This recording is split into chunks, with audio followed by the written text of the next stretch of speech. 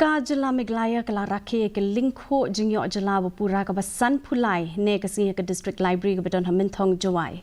Haga balai don lang menteri rang ba ke Jylla konret ke sangma Ryngkat ke sembut menteri rang ba uba sniaw balang dhar ba uba preston tinsong bat ke menteri ke tenat IPR ke kong amprin lingdo bat kiwe kiri pau khmat.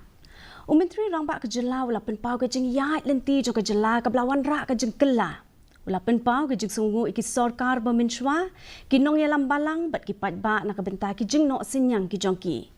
Ula pen benai ke jing bu yang mau nong rim jong ke sekretariat ke bertemai ke bertemu ban peniyar ke bor sinshar jong ke Jylla. Usang ma ula banjur ya ke jing bu jingmut jong ke sarkar ha ke roi ke par ke jing kelah kini ki rius nem ki banwan da ke jing temu ban penlong ke Meglaya Games ha ke Lyngkhuh district. Hakan kesi ulat ke Jylla CHV Jaishankar ula ai kublai yaki patba ke Jylla.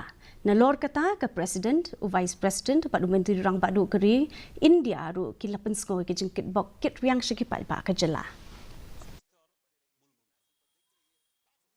I also would like to remember and acknowledge the efforts that have been made by the past governments, by the previous chief ministers, the previous cabinet ministers, chief secretaries, officials, some of you who may be present out here today, retired, but have contributed towards making Meghalaya what it is today.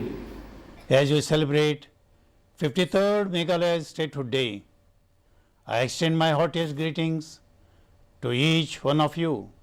Today, we pay tribute to the leaders of Hill State People's Movement and honor the sacrifices of those who fought tirelessly to carve out our beautiful state on 21st January 1972.